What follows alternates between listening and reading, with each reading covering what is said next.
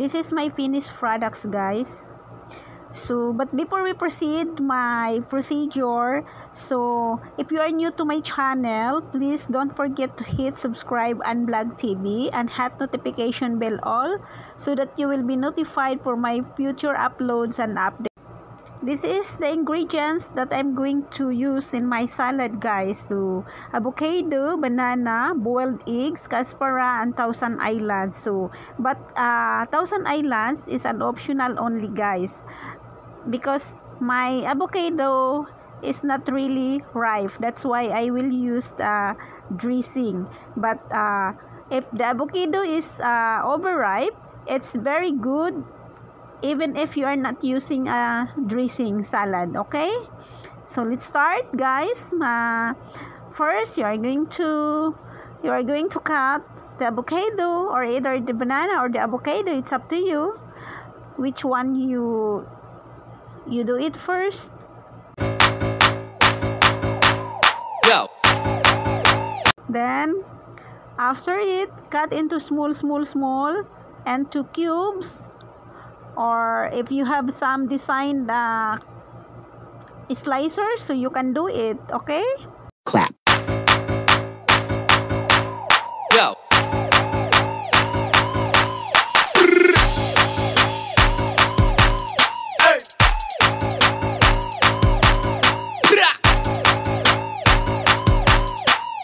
Clap.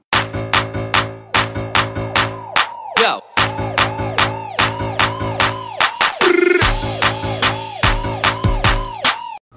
so now my avocado is ready to cut into cubes. Okay, so just cut into cubes all until it will finish.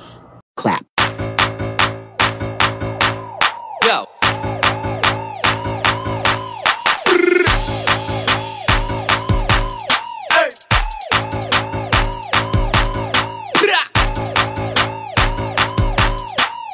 Clap. Go.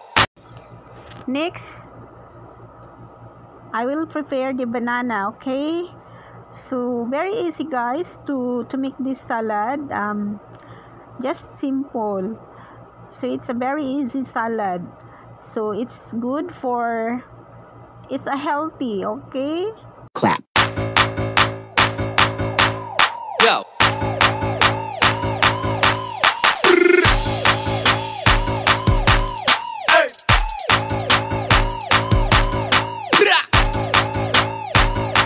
so now I'm preparing the 2 eggs. That is a boiled egg, guys. So just same also, just cut it into cubes until it will finish all.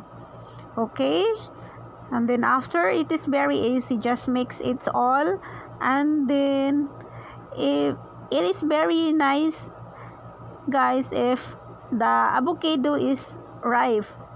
But my avocado is balbangaan. It's not really ripe. That's why I used Thousand Islands. But if your avocado is good, it's really good. You don't need to put Thousand Islands. Okay, the salad is very healthy. The banana, the avocado, the egg, and the kaspara. Okay, so you see the avocado is not really ripe. That's why I need to put some dressings. But if the avocado is really good, so you don't need to put Thousand Islands. Okay, you don't need to put a dressing because the avocado itself will give a dressing to the salads. Okay, all right. Just mix all the ingredients, guys. After it, you just put the dressings, and then if you have some toppings, but I put toppings is kaspara, little kaspara. Okay, so now my salad is almost done. Clap. Go.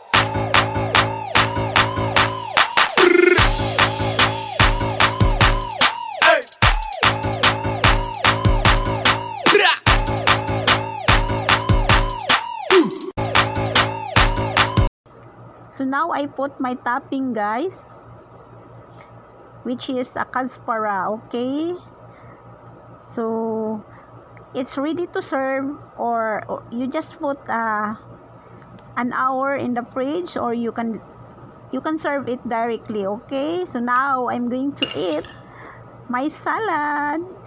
Let's eat, guys. This is it. This is my finished products.